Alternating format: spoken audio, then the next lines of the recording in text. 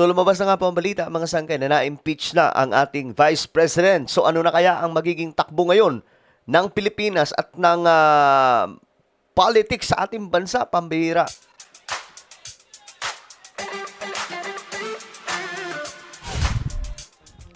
So ito po ay breaking news ngayon, no? Na itong si Vice President Sara Duterte nga po ina-impeach na.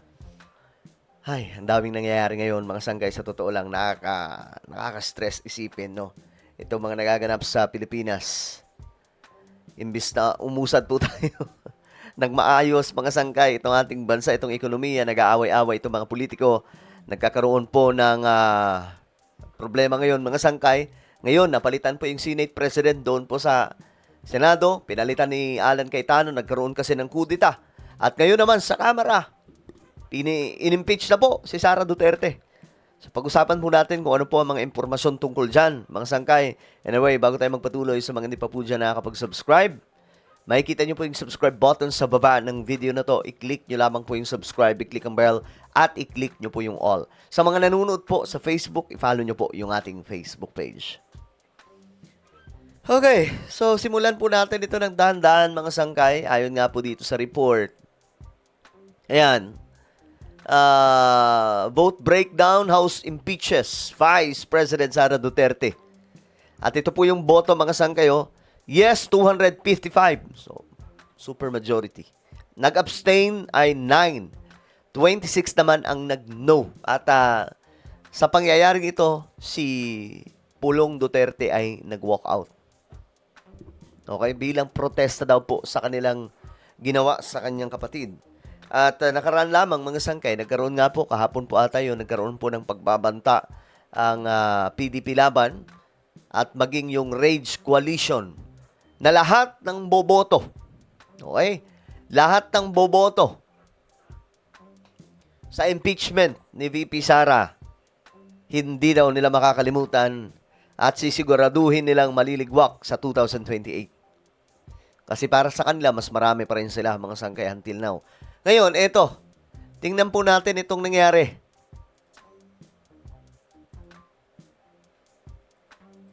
With 255 members voting in the affirmative, 26 against, 9 abstention, House Resolution number 989, together with the findings, conclusion, recommendations contained in Committee Report number 261 are hereby adopted.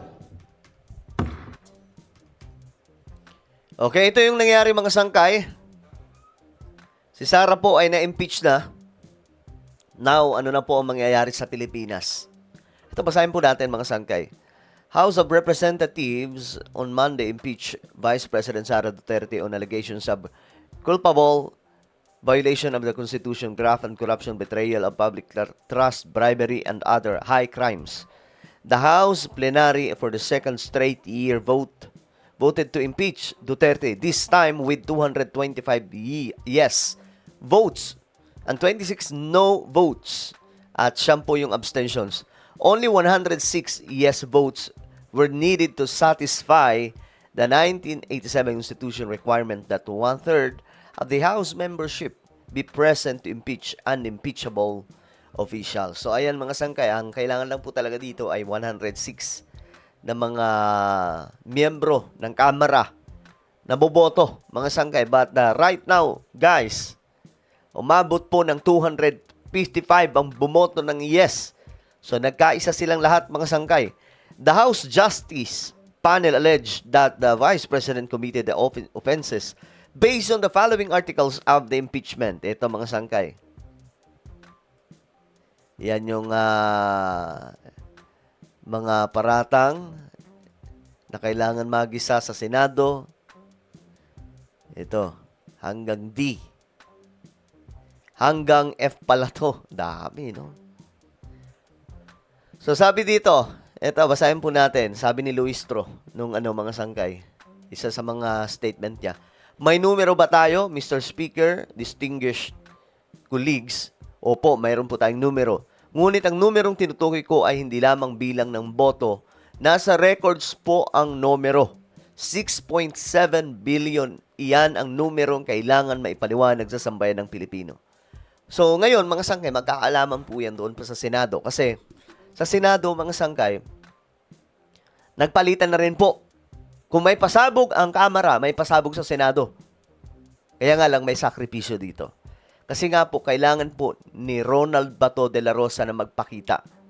Para lamang po, mga sangkay, maituloy ang pagpapatalsik kay Tito Sen at mapalitan po ng isang DDS Senate President. So nagpakita si Bato. Ang problema ngayon, nagkakagulo na. Dahil nga aarestuhin daw po ngayong araw si Senator Bato de la Rosa. So masyadong magulo ito, mga sangkay. Hindi ko alam kung ano po ang mangyayari kapag mga sangkay, kapag ewan ko, paano po mapipigilan to? Kasi ang dami po mga pulis ngayon doon sa Senado. Pag-uusapan po natin yan sa next vlog. Titingnan po natin ano po ba ang pwede nating maibalita tungkol dyan. So, nagkaroon nga po ng kudita sa Senado kasi kailangan makontrol ng mga DDS ang Senado. Actually, may number po sila sa Senate. May numero po talaga sila. At may mga bumaliktad. Ang bumaliktad po, Cayetano, of course, si Pia. Tapos, Loren Legarda. I-correct nyo ako kung mali ha. Ito yung natatandaan ko. Loren Legarda at yung dalawang bilyar. So, madami-dami din mga sangkay ang bumaliktad. Tapos dumagdag si Bato. So, kailangan yon para po mabuo yung kanilang pagpapatalsik. Ngayon, mga sangkay, ano na ang mangyayari? Ang mangyayari ngayon ay malamang sa malamang magulo.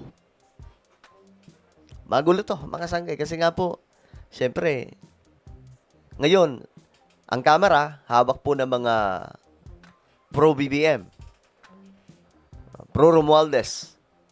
Ang sa Senado, yung majority, hawak po ng mga makasara. Kaya ngayon, mga sangkay, patibayan po ito ng kapal ng muka at tigas ng dibdib. Gulangan po ito. Ang kawawa po ngayon, yung Pilipinas. Kasi dahil sa gulong ito, hindi na po yung mayaman ng ating bansa. Puro na lang po tayo politika. Pambihira. Ang sarap sanang isipin, no? Na nagbablog tayo dito, ang binabalita po natin, wow, ang Pilipinas ay ganito ang nangyayari. Mayaman ang Pilipinas. Ganito lang. But because of politics, ito ang nangyayari sa atin ngayon. Well, ano po ang inyong opinion, mga sangkay, tungkol dito? Pambihira. Matindi itong nangyayari. Comment down below mga sangkay. Meron po tayong YouTube channel. Ito po yung Sangkay Revelation. Hanapin nyo po ito sa YouTube ngayon din. Kapag nakita nyo na, i-click nyo po yung subscribe, i-click ang bell, at i-click nyo po yung all. Ako na po ay magpapaalam. Mag-iingat pong lahat. God bless everyone.